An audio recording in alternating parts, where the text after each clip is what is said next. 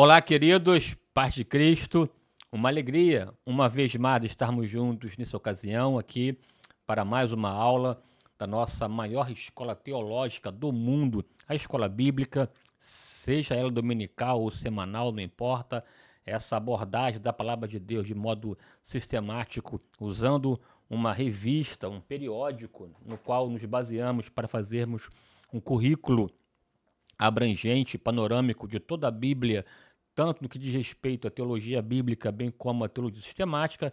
Aqui, por exemplo, essa revista aqui, Estudo Bíblico, uma revista publicada pela Central Gospel, aqui na ocasião, né, ícones da antiga aliança, um seriadozinho assim fantástico, em que nós estamos abordando algumas personagens do Antigo Testamento, já passamos por várias personagens, e aqui nessa aula de hoje aqui, né, dando sequência a essa abordagem, nós veremos sobre o profeta Elias. Essa revista é uma publicação da editora Central Gospel.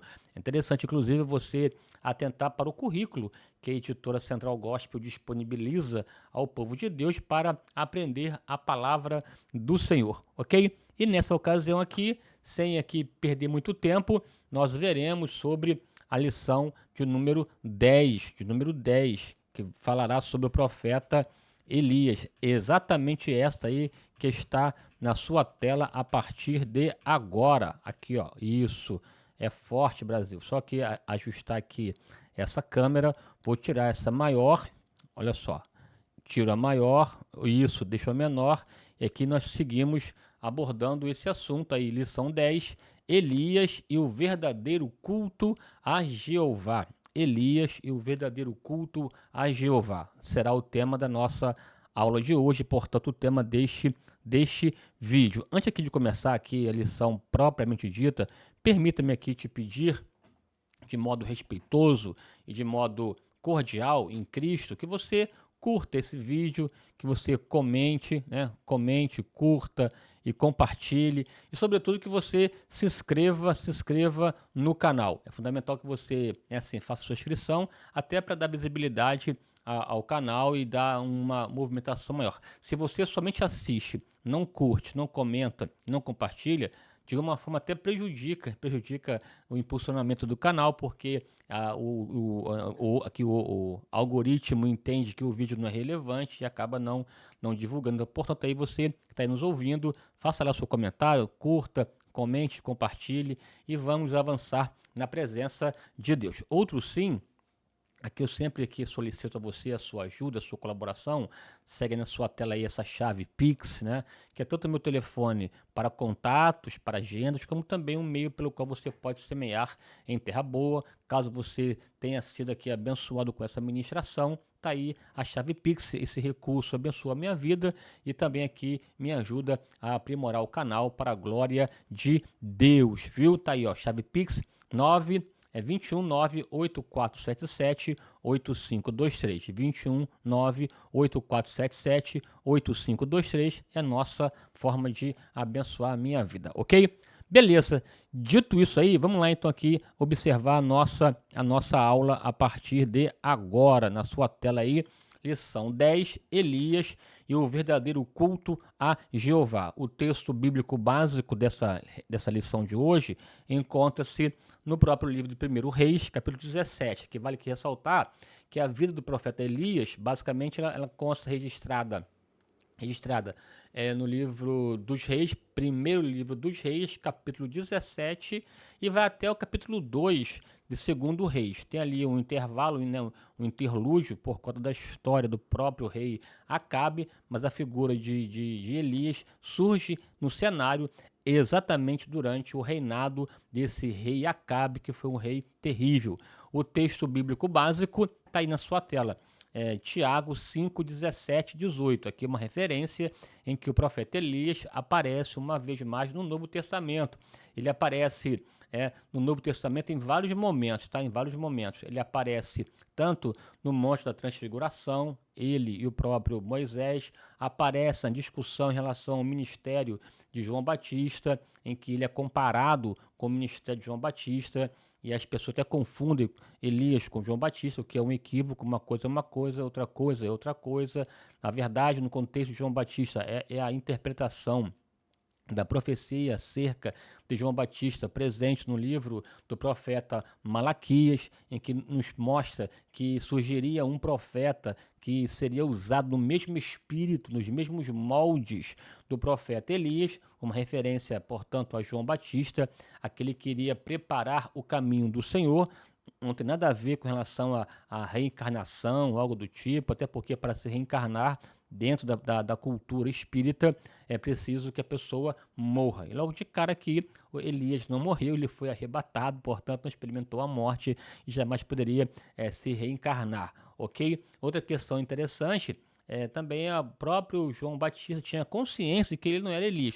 Eu não sou Elias, eu sou apenas uma voz que clama no deserto. A comparação está de fato em relação ao ministério semelhante de João Batista e de Elias, esse ministério rompante, corajoso, intrépido, em que tanto Elias como João Batista são aquelas pessoas que perturbaram, digamos assim, o seu tempo, a sua geração, em função da pregação contundente que ambos exerceram para a glória de Deus. E assim, né, a gente percebe essa questão. E também Elias reaparece numa palavra lá de Tiago, o irmão do Senhor, na sua carta, em que ele faz uma referência sobre a importância da oração, a importância de permanecer firme em meio à tribulação, porque Deus nos atende, nos responde. Ele faz aqui uma declaração poderosa em relação a essa questão. Está lá, ó, Tiago 5, 17 e 18.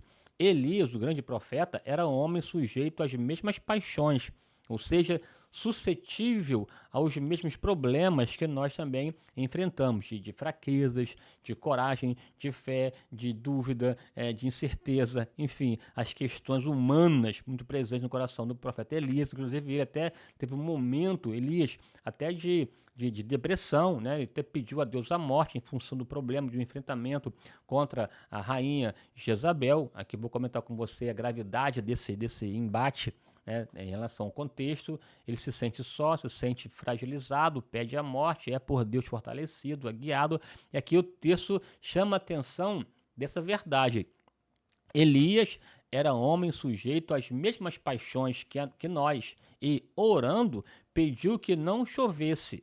E por 3 anos e meio, 3 anos e 6 meses, não choveu sobre a terra. E orou outra vez, e o céu deu chuva, e a terra produziu o seu fruto. Que coisa tremenda, né?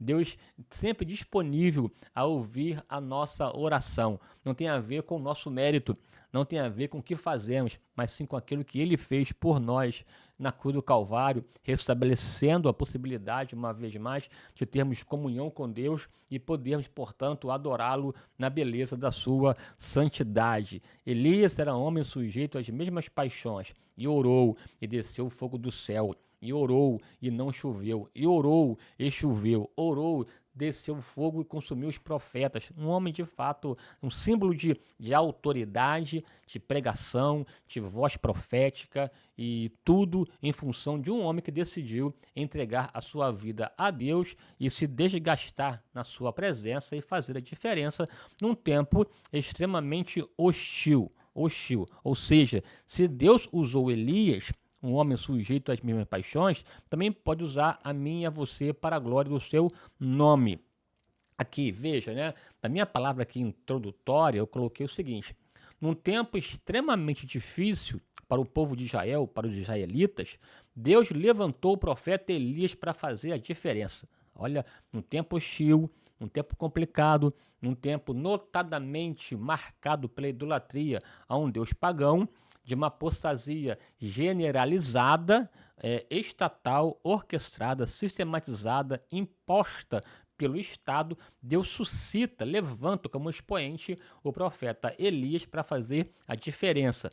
Ele foi usado com muita autoridade e se tornou uma referência, inclusive, quando o assunto é profetismo, quando o assunto é profetas. Ele passa a ser, portanto, um representante clássico dos profetas. Não escreveu nenhum livro, né? Não tem assim um livro de autoria de Elias, quiçá uma carta, não tem nada em relação à sua autoria, né? Assim, como um livro, mas ele de fato estabelece que um contraponto, inclusive até para os profetas literários, tá? Um homem de fato poderoso que se dedicou no altar do Senhor. E em seu tempo, temos a figura de pessoas complicadas, como a figura de Acabe, Jezabel e a própria crença na divindade cananeia chamada Baal. Então, assim, é importante que você crie esse cenário no qual Elias atuou, e nesse cenário você coloque ali as figuras de Acabe, de Jezabel e o próprio culto a Baal, porque nesse trecho, nesse cenário, Elias atuou com vistas a fazer diferença, sendo um canal, um porta-voz de Deus a um tempo escuro, a um tempo tenebroso, a um tempo de idolatria. Então aqui eu quero com você rapidamente aqui, sem alongar-me demasiadamente, pensarmos um pouco sobre as figuras nas quais Elias atuou. Então aqui, rapidamente pensar sobre o rei Acabe. Rei Acabe, né? Ele foi o 7º rei do Reino do Norte. Você sabe que Israel, num dado momento, o Reino de Israel era um reino unido, né? Ou seja, as 12 tribos de Israel faziam parte do Reino de Israel. Esse Reino Unido foi governado por Saul, Davi e depois Salomão. Pós-morte de Salomão, o reino foi dividido. Ficou uma parte ao sul, Reino do Sul ou Reino de Judá, cuja capital era Jerusalém, e o Reino do Norte, que passou a se chamar do Reino de Israel. Começou a capital sendo Tirza, e depois, inclusive nos próprios dias de Onri, o pai de Acabe, passou a migrar a capital para Samaria. Então, grosso modo, a capital do norte, Samaria, Reino de Israel, a capital do sul, Jerusalém, Reino de Judá. Em relação ao reino de Israel, o reino do norte, 19 reis surgiram. Todos eles ímpios, perversos, todos eles idólatras. E dessa esteira, Acabe foi o 7º rei de Israel. Tá aí, olha. Dos 19 reis do norte, Acabe ocupa o topo da perversidade,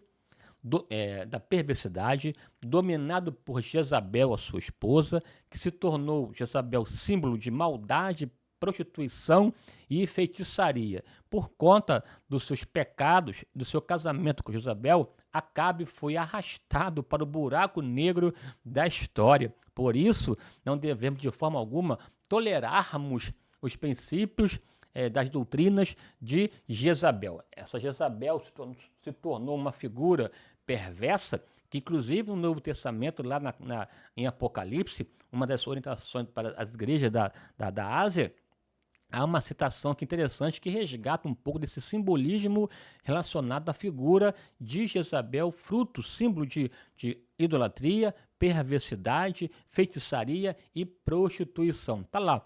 Tenho contra ti que a toleres que Jezabel, mulher que se diz profetiza, ensine e engane os meus servos para que se prostituam e comam dos sacrifícios da idolatria. É claro, aqui é uma leitura simbólica, um paralelo, né? Porque havia profetisas ensinando nessa igreja, aqui pela Apocalipse 20, não vou aqui entrar no mérito das igrejas da Ásia, e aqui ele traz à tona essa figura emblemática de Jezabel, que se tornou símbolo de prostituição, de feitiçaria e de desobediência a Deus. O espírito de Jezabel estava atuando no contexto dessa igreja. E também nós vemos nos dias de hoje como esse espírito de Jezabel, esse espírito da insubmissão, da intolerância, da perseguição, da prostituição, da libertinagem é muito forte também nos dias de hoje, e esse espírito que atuou nos dias de Acabe continua atuando nos dias de hoje, e cabe a mim e a você não tolerar, não aceitar, não se dobrar diante dessa doutrina de Jezabel, coisa que Acabe fez. Esse Acabe, um rei manipulável, ele foi o 7º rei de Israel, filho de Onri, né? Interessante que seu pai Onri, ele assumiu o trono de Israel de modo também muito complicado. Ele comete também uma sedição, né? Ele racha, ele era um general, um capitão de uma parte do exército de Israel, ele aproveita a fragilidade, ele assume, mata o rei vigente, Zenri, e acaba tendo aqui, de fato, né, um reino que vai ser contestado por Tisbi, né, um outro reino que também acaba também vencendo Tisbi. Resumo da ópera, esse Onri, por meio de guerras, de conflitos internos, por meio de uma guerra civil, ele assume o trono e também introduz já no seu tempo, Onri, já a idolatria. A Bíblia diz que Onri, o pai de Acabe, também andou nos caminhos de Jeroboão, filho de Nebate, ou seja, uma referência aqui a não servir a Deus e adotar a idolatria. E Acabe acaba assumindo, copiando o pai. O próprio nome Acabe significa semelhante ao pai. Ele copia não somente o pai, mas aprofunda tremendamente o comportamento apóstata no reino de Israel e introduz, estabelece, consolida uma consolidação da idolatria nos dias de Acabe. Veja como a Bíblia descreve esse Acabe. Fez o que era mal aos olhos do Senhor, pecou mais do que todos que vieram antes dele. Olha só o topo que ele assume. Andou nos caminhos de Jeroboão, serviu a Baal e encurvou-se diante dele, levantou um altar a Baal, edificou uma casa a Baal em Samaria, fez um boste para Baal. A ideia de Deus o perturbava. Quando se reporta ao profeta Elias, és tu, o perturbador de Israel. Ele, no contexto, Elias simbolizava Deus e a sua palavra, o culto a Javé, ou o javismo, né, o culto a Javé. E aqui, como se fosse pouco, ainda casou-se com Jezabel, filha de Etbaal. Jezabel aqui, essa serva, adoradora, sacerdotisa de Baal, filha de Etbaal, aquele que servia também a Baal. Então perceba que ele, além da perversidade pessoal, ele faz aliança com Sidom, porque Jezabel era de Sidom, e em Sidom havia um culto muito forte a Baal. Ele concretiza isso e estabelece no contexto de Israel. Quando a Bíblia diz que ele serviu a Baal e se encurvou, servir uma atitude pessoal. Se encurvou é o estabelecimento desse culto em Samaria. Samaria aqui é a capital agora do norte. Veja, ele levantou um altar a Baal, é uma questão de foro íntimo, pessoal. Ele edificou uma casa para dar visibilidade, portanto, o que era íntimo agora tornando-se público, uma casa para agregar, para reunir, para celebrar, portanto, uma proposta já de ampliação. Fez um bosque a Baal, consagração. O que era de foro pessoal, de foro íntimo, tornou-se uma proposta estatal. O culto a Baal, portanto, nos dias de Acabe, não foi uma questão de foro íntimo, foi uma implementação estatal. Houve um investimento pesado. É tão forte essa palavra aqui, você pode perceber no texto bíblico que ao mesmo tempo em que tanto Acabe e Jezabel perseguiam os profetas de Deus, a Bíblia diz que Jezabel matava os profetas de Deus, muitos tiveram que fugir, se escondendo em cavernas, alimentados a pão e água, né, de modo a sobreviver naquele ambiente hostil, ao mesmo tempo que houve uma ação para perseguir, silenciar os profetas de Deus, houve também uma outra ação de sustento, de bancar, de custear os profetas de Baal. Tanta verdade que a Bíblia diz que os profetas de Baal comiam à mesa com Jezabel. Portanto, o culto a Baal no contexto de Acabe era uma intenção estatal. Ao mesmo tempo, estabelecer o culto a Baal, também havia uma ação de perseguir, silenciar, extirpar o culto a Javé, a Jeová. Portanto, um silenciamento da voz profética de Deus dentre o povo de Israel, para você perceber a gravidade. E aqui eu vou comentar com você as implicações também do culto a Baal no que diz respeito ao comportamento sociológico da sociedade israelita no contexto do norte, em função da aceitação e do incentivo. Porque veja, quando um culto é um culto de foro íntimo, pessoal, está na esfera do privado, é um mal menor, cada um responde por si. Quando se torna uma proposta estatal, aí, meu irmão, é uma questão política, é uma questão de leis, é uma questão de implementação. Aí atinge qualquer pessoa, independentemente de concordar ou não. Tanto é verdade que os profetas de Deus perseguidos nos tempos de Acabe e Jezabel. Então é importante você estar aqui me ouvindo, atentar. Quando uma lei é estabelecida, nós sofremos com ela. Veja agora, por exemplo, o modo absurdo, inaceitável que estamos vivendo no Brasil, em que de maneira monocrática um magistrado, um ministro do Supremo, simplesmente suspende uma rede social na qual mais de 20 milhões de brasileiros a utiliza, ele simplesmente tira do ar e ponto final. Quer dizer, tem pessoas que trabalham com isso, tem uma questão que não tem nada a ver em relação a A, B e C, ele determina, estabelece, e ninguém pode falar. Isso aqui, de fato, é uma questão relativa ao cerceamento da liberdade de expressão, é censura prévia. A pessoa tem o direito de falar. Se falar coisa que não deve, ela é processada. Tem aí calúnia, difamação, Código Penal que processa. Agora, silenciá-la previamente, isso é vedado à luz da Constituição brasileira. E, de fato, uma plataforma foi derrubada. Mas aí o dono da plataforma não acatou uma determinação jurídica. Mas o próprio Supremo, em 96, determinou o seguinte, que se uma lei, se um cúmplice for ilegal, mesmo sendo provocado ou determinado pelo judiciário, não deveria ser obedecido, não deve ser obedecido. Então há uma questão que está em jogo, tá bom? Mas aqui é uma outra história. O fato é que estamos aqui vivendo um tempo complicado, um tempo de silenciamento de uma determinada voz e de um favorecimento, uma outra postura. Foi exatamente o que aconteceu nos dias de Acabe. Acabe começou de foro íntimo, fez o que era mal aos olhos do Senhor, essa maldade, a idolatria foi crescendo,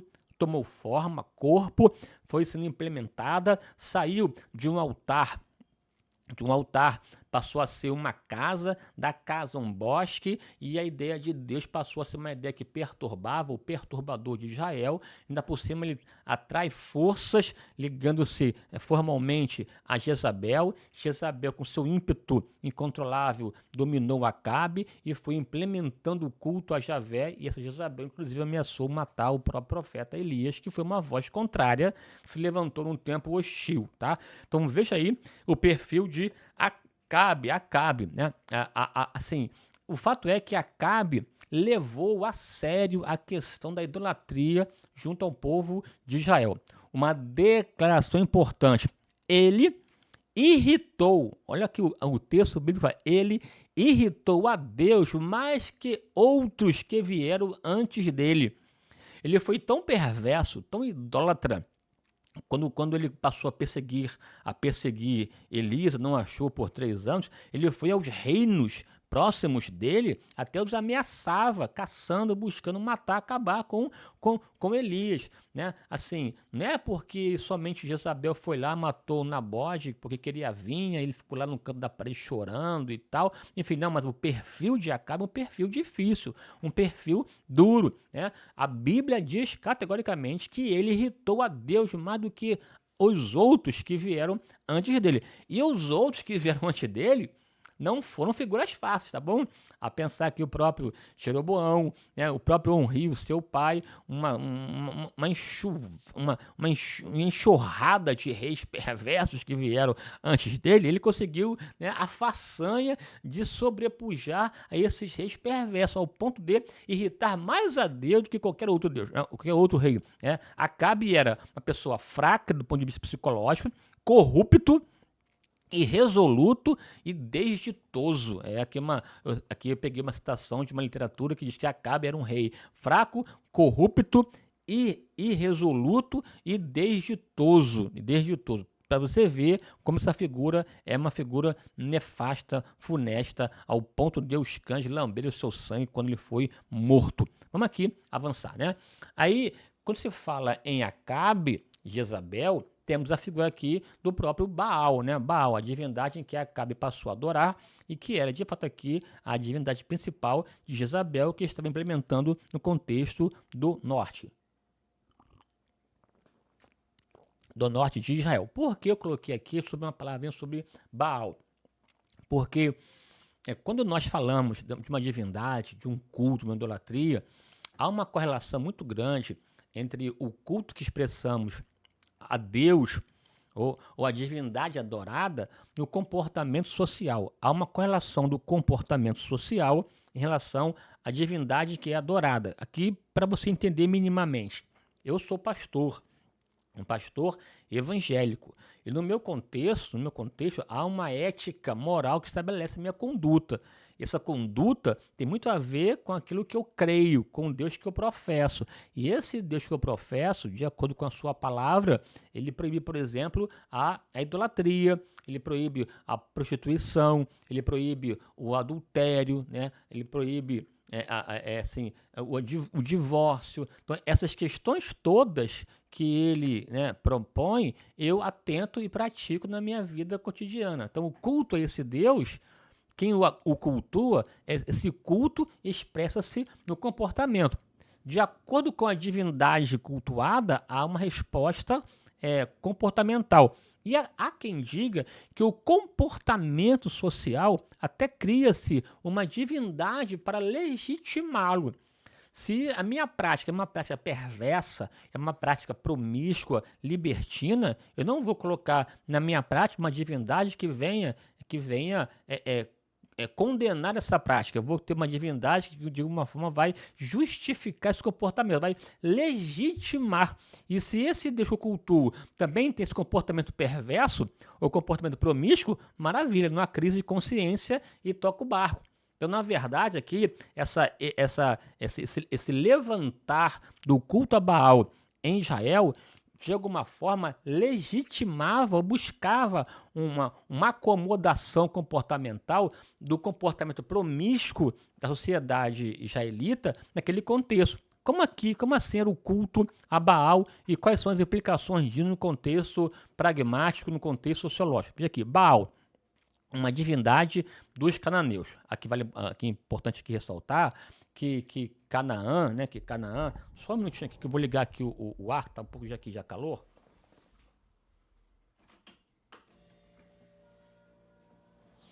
Ok. Canaã era uma sociedade panteísta, né?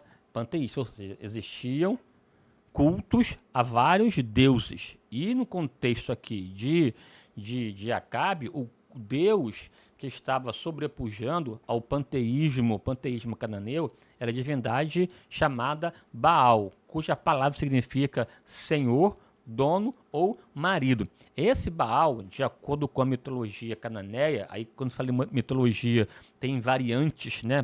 Mas grosso modo, esse Baal era filho do deus El com Azerá. Azerá, portanto, a mãe de Baal, filho de El. El e Azerá se casavam, tiveram um filho, né?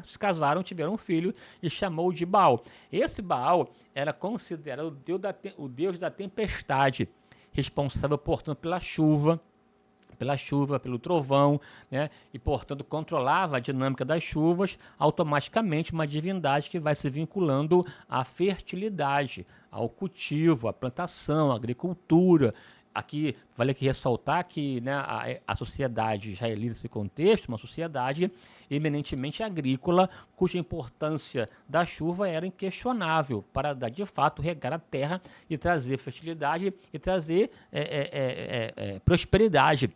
E quando a chuva faltava, automaticamente implicava na própria colheita, um impacto econômico muito forte que desembocava na carestia e também na própria fome. Então era importante uma divindade que tivesse esse contexto aí de controlar as chuvas. Não é à toa que quando Elias entra no cenário e disse, na minha palavra, não haverá orvalho nem chuva durante 3 anos, e aconteceu, era um desafio direto, não somente a questão de Acabe, mas a própria divindade cultuada, naquele contexto de Acabe. Aqui, essa religião, portanto, esse culto a Baal, esse baalismo, culto a Baal, era um culto ligado à religião da natureza, da fertilidade.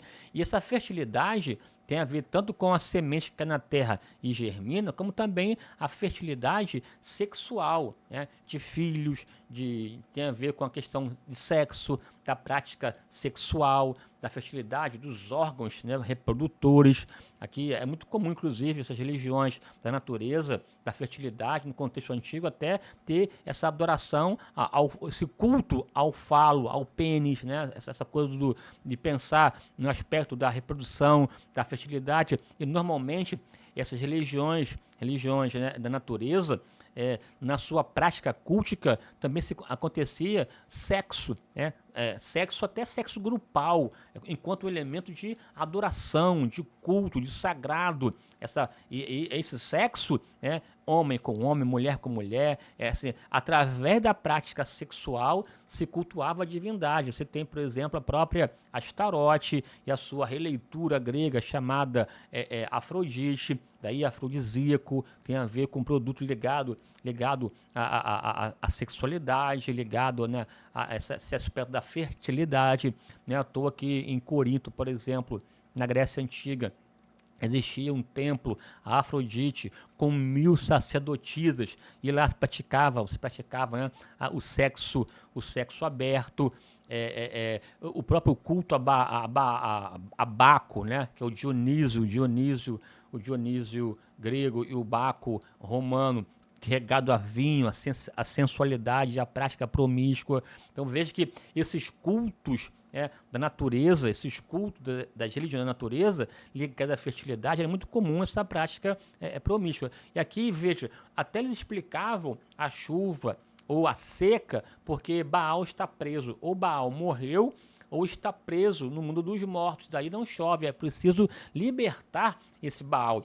É preciso libertar esse Baal. E quem o libertava do mundo dos mortos? Seja ressuscitando, ou seja, libertando a sua própria mãe. Azerá libertava Baal. Ao libertá-lo, ele copulava, né? Ele tinha relações com a sua mãe, e essa cópula, né, decorrente da intimidade dele com a sua mãe, que se traduzia na chuva. A chuva, portanto, era esse clímax do envolvimento dele com a sua mãe, que regava a terra e trazia fertilidade. Você vê como esse culto é promíscuo introduzido no contexto do povo de Israel. Está aqui, ó, Baal, quando Baal estava preso ou morto no mundo dos mortos, gerava fome e seca. Sua libertação por meio da deusa mãe Azerá produzia chuva e fertilidade, pois Baal copulava com Astarte, né? Aqui a sua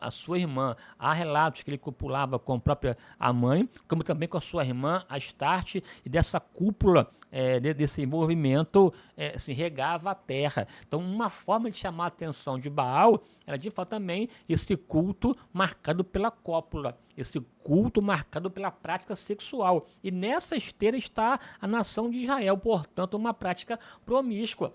Você pode ver, por exemplo, no próprio livro lá de Jeremias, quando cita essa questão cultica de Israel, né, cita o comportamento de Israel como se fosse de uma jumenta no cio, que ao fragor do vento se deitava com qualquer divindade, qualquer deus. Você perceber aqui esse nível profano, promíscuo de idolatria vinculada à sexualidade, e a sexualidade à opressão, à perversidade, à injustiça. É muito comum você perceber a idolatria no contexto de Israel, vinculada também à opressão social, né? Tanto que o culto a Javé, o culto a Deus, era acompanhado de justiça social, de divisão da terra, de cuidado com o pobre, do cancelamento da dívida, do estabelecimento do sabático, do jubileu, né, do fim da escravidão, né? Assim, é importante entender que quando havia um afastamento de Deus que se desemboca na idolatria, isso também é acompanhado de uma opressão social. O resgate, a volta para Deus, significava restaurar a família, restaurar a vida econômica, social, espiritual. É uma questão interessante que o texto lá bíblico nos demonstra nessa sociologia do Antigo Testamento. Então, implicações do culto a Baal: uma liturgia licenciosa e a moral promíscua, que tem a ver com um paralelo grego, uma tentação para Israel. Então, o combate ao baalismo não é um combate somente à adoração a Baal. O combate ao baalismo era uma negação, uma voz contrária à promiscuidade, à injustiça social, à demanda mais profunda, porque esse culto tinha impacto no comportamento. Quando Elias surge no cenário, ele surge como um emblema, como uma voz profética, dizendo não à promiscuidade, não à injustiça, não à idolatria, e um retorno à consciência, um retorno a Javé, um retorno a Deus, para adorá-lo na beleza da sua santidade, que esse culto fosse uma manifestação de uma vida prática na qual manifestava Deus e a sua palavra. Então veja aqui a gravidade da situação em que o povo estava mergulhado. E nessa esteira aqui do culto a Baal, nós tínhamos a figura, né, de Acabe e também a figura de Jezabel, que foi uma mulher marcante durante o seu tempo, no seu reinado. Ela casou-se com Acabe, por questão, né, política. Sidom, a parte da Síria, acaba se vinculando a Israel, a parte norte, e ela tem uma proeminência notadamente forte no contexto do reino de Acabe, e o influencia, e o domina, e implementa o culto a Baal no contexto de Israel. E veja que essa implementação também era carregada de negação à voz de Javé, negação à palavra de Deus, negação à lei do Senhor. É tão forte essa desconstrução no tempo de Acabe, que Hiléu, um homem, tentou reedificar Jericó. Jericó foi amaldiçoada por Josué no contexto da conquista. E diz, ó, quem desejar aqui edificar Jericó, o seu filho primogênito morrerá. Porque Jericó passou a ser um marco da presença de Javé, um marco da conquista. Passou a ser uma referência, um paradigma da voz de Javé. Quando Hiel tenta reedificar Jericó, era uma forma de romper, tirar os marcos estabelecidos e acabar com aquela referência. Aí ele levanta, edifica, os seus filhos morrem, né? O primogênito e o segundo, se cumprindo, portanto, a palavra de Josué, mas essa tentativa, esse espírito contrário à ideia de Javé, ao ponto de tirar até um marco histórico e geográfico de Jericó e estabelecer um novo tempo. Ali é uma questão que o autor menciona, cita, demonstrando que, na verdade, esse ambiente contrário à voz de Javé. Tá? E nessa esteira entra Jezabel. Jezabel, a serva de Baal. A literatura cristã, quando se refere a Jezabel, sempre se refere de maneira extremamente negativa, extremamente complicada. Já são aqui 37 minutos de vídeo, né? Vou aqui acelerar. Né? Extremamente complicada. Veja como ela é tratada na literatura cristã. Né? É filha de Etbaal, rei dos Sidônios, adoradora fervorosa de Baal. Veja como ela é citada nesses livros. Né? Eu selecionei aqui alguns livros. Né? John David diz assim: Jezabel, um temperamento masculino, por conta desse domínio que ela exerce sobre Baal, intempestuoso, forte, exercia grande influência no marido. Era extremamente intolerante. Quando ela soube que Elias matou os profetas de Baal de Azerá, ela, né, essa noite você morrerá. Né? Ela tem esse ímpeto forte para caçar Elias de um modo destemido, sistemático e intenso. Da mesma forma como ela também arrumou uma cilada, né, uma calúnia, para matar Nabote e tomar conta da sua vinha. Né? Assim, Champlin diz, mulher enérgica, mas ímpia e pagã. Jezabel, por mostrar-se devota e patriota, defendendo os costumes e o culto da sua nação. Né? Demonstrava-se devota, patriota e defensora do seu costume pagão lá de Sidom, que ela traz para implementar em Israel. E diz mais aqui, né? Diz mais. John Hill diz, Jezabel não era apenas mais uma mulher idólatra, era uma mulher de moral imunda e foi transformada em emblema de prostituta de Roma. Está lá o texto lá que eu li para você de Apocalipse. Né? Outra aqui, ó, o casamento de Acabe com Jezabel foi, evidentemente, o ponto fatal na vida de um homem. Acabe foi moralmente fraco. Resumo aqui da ópera. Os cães comeram suas carnes no mesmo lugar em que lamberam o sangue de Nabote, conforme a palavra de Elias. Sobre ela recaiu uma maldição, que ela não seria enterrada e que os cães comeriam as suas carnes, ou seja, não seria enterrada. É o exemplo máximo de vergonha, de humilhação, não enterrar os seus mortos. Ela foi não somente seu sangue lambido, as suas carnes foram comidas pelos cães, ou comida pelo cão ou pela ave, eram formas de humilhação, No caso de Acabe, os cães lamberam o seu sangue, mas ele foi enterrado. Jezabel, né, nos dias de Jeú, quando ela foi morta, no dia de Jeú, assim, de fato, quando foram voltar para poder pegar o seu corpo e enterrar, não tinha mais nada porque os cães comeram, porque ela, de fato, morreu debaixo de maldição, né? Esse espírito de Acabe está hoje presente no comportamento feminista,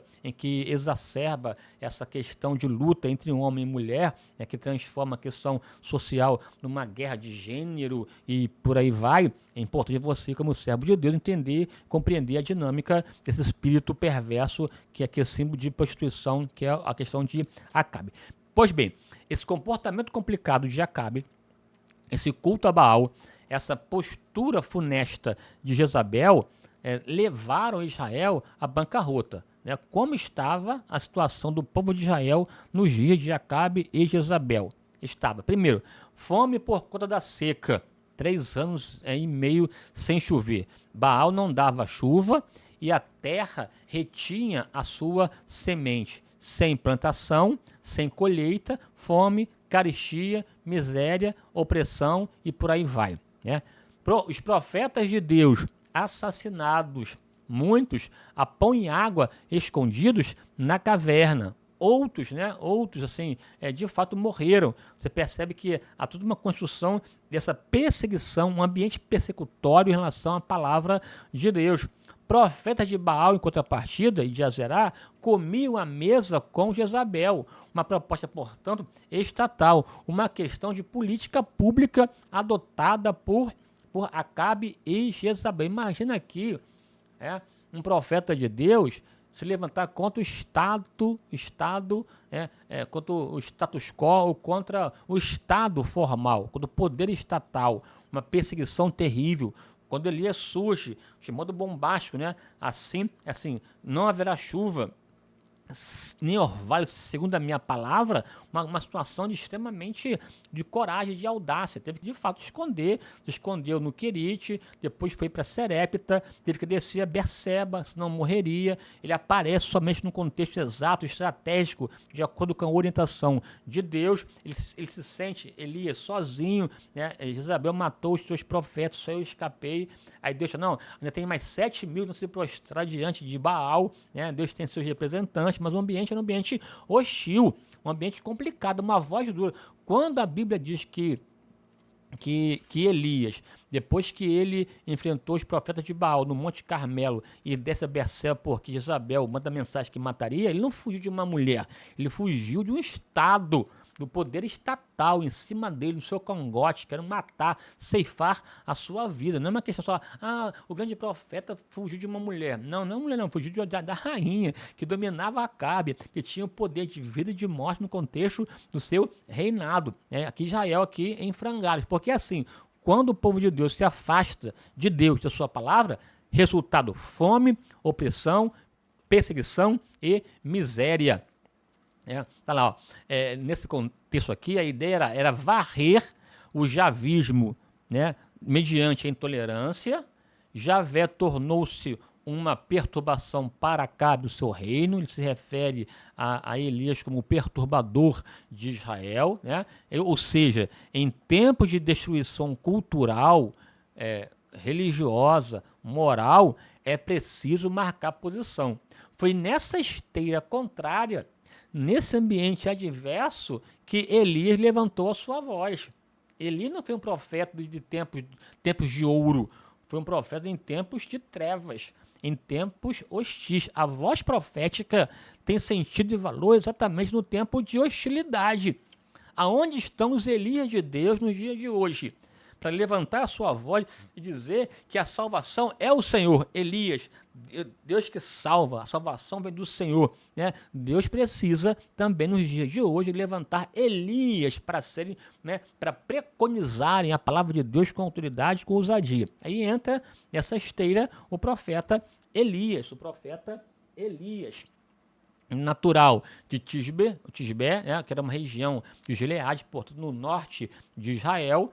O seu ministério, descrito aqui, 1 Reis 17 até 2 Reis, capítulo 2, né, a Bíblia cita 6 grandes eventos envolvendo a sua vida. O primeiro, anuncia a seca de modo claro e bombástico, ninguém sabe a sua história, a sua origem, né, a sua formação. Ele surge no cenário e já com uma mensagem apoteótica, bombástica: segundo a minha palavra, não choverá, nem haverá orvalho em Israel por 3 anos. Acontece, 3 anos e meio não chove, né? Ele é sustentado lá no Querite através dos corvos. Os corvos levam para ele comida. Ele bebe água do Querite até que secou a água. Ele vai para Serepta, e em Serepta ele é sustentado pela viúva, né, que só tinha só um bocado de farinha e um pouco de azeite. Ali é o milagre da multiplicação. Você percebe ali a mão de Deus. Ele vai para Serepta, uma região lá em Sidom. Ele acaba sendo sustentado, né, no coração do inimigo, né, para mostrar de fato essa ironia de Deus, da forma como ele tem os seus caminhos. E lá tem o milagre da ressurreição do filho da viúva de Serepta, que ele morre, ele ora por ele e Deus o ressuscita. Há essa manifestação da multiplicação da farinha e do azeite por conta dessa decisão de Deus sustentar o profeta.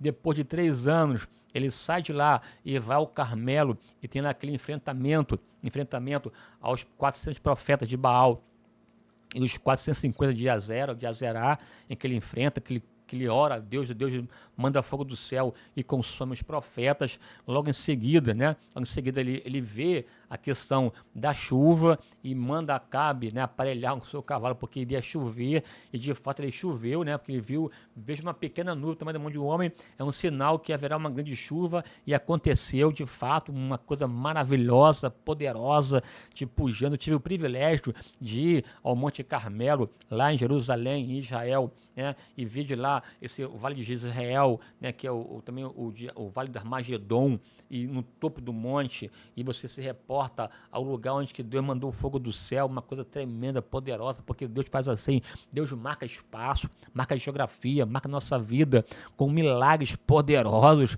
né? Um tempo de que uma seca terrível, ele vê uma nuvem pequena, tamanho da mão de um homem, mas é um sinal que haveria chuva forte, torrencial, e aconteceu, né? Ele foge depois disso para Berseba, porque Jezabel o ameaça de matar. Nessa fuga, né, ele atravessa aquele ambiente ali, um ambiente muito seco, muito desértico, e ele descansa num zimbro. Vem um anjo e traz, né, água e pão, e o encoraja: levanta, porque longa é a tua caminhada. Ele vai lá para o Monte Horebe. No Monte Horebe tem revelações, Deus manifesta a ele numa brisa suave e o encoraja a caminhar, tira dele todo o sentimento de frustração, de abatimento e até de depressão, e reencoraja a continuar firme na caminhada.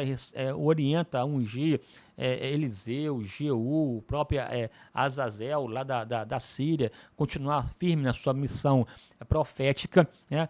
Aí tem lá o julgamento dos reis, o julgamento dos soldados que mandam buscar Elias, depois no contexto já de Acasias, filho de Acabe, que estava doente. Então Elias entra, que ele manda buscar lá ajuda a uma outra divindade, porventura não há profeta, não há Deus em Israel e tal, enfim, né, ele ora e Deus consome, enfim, há uma pujança de fatos ligados à vida de Elias. Inclusive fecha o pacote quando ele é transladado, arrebatado aos céus, num redemoinho, né? Carruagens o levam num redemoinho, de sorte que Eliseu o substitui. Portanto, aqui um profeta em que decidiu servir a Deus com autoridade e com poder, né? essas questões todas, o que eu vejo aqui é que no tempo contrário, em tempos difíceis, em tempos hostis, Deus levanta a sua voz profética para fazer valer a sua vontade. Aqui, vimos hoje, naquele tempo antigo, complicado, Deus levantou Elias. Mas também estamos vivendo um tempo de desconstrução, em que tentam silenciar a voz de Deus, a referência de Deus, e estão tentando, simbolicamente, reconstruir Jericó e silenciar a referência de Deus, né, num culto a Baal, marcado pela libertinagem, pela licenciosidade, em que tudo pode, essa cultura pós-moderna atual que se levanta de encontro à palavra de Deus e a voz de Deus sendo cada vez mais ridicularizada. É nesse tempo contrário que Deus necessita levantar Elias, profetas de Deus, homens do fogo, homens de fogo, homens corajosos que se levantam diante da adversidade para fazer valer a vontade de Deus. A grande lição de Elias é que ele foi esse homem de fé, ousadia, um homem de coragem, do enfrentamento, mas, sobretudo, um homem que decidiu viver a vontade de Deus e cumprir o seu propósito. Que essa seja a lição para mim e você. Deus quer que a salvação que vem dele, enquanto Elias, seja transmitida através da nossa vida e da nossa fala. Não tem como você querer endeusar Elias, um homem sujeito às mesmas paixões, mas que decidiu adorar e servir a Deus. A minha oração é que o Espírito Santo pegue essa aula aqui, que foi uma aula genérica, panorâmica, que deu base para você utilizar o que foi necessário para a sua aula ao longo da semana, mas que, sobretudo, você seja encorajado a ser um porta-voz de Deus, um profeta de Deus em tempo de hostilidade, porque eu sei que, ao fim e ao cabo, o nome do Senhor será glorificado e os altares de Baal cairão em nome do Senhor, e nós, enquanto povo, diremos: só o Senhor é Deus, só o Senhor é Deus, para a glória do seu eterno e poderoso nome. Pois bem, Deus abençoe, um forte abraço, fique firme, vamos em frente, porque é tempo de profetizar a palavra de Deus. Shalom.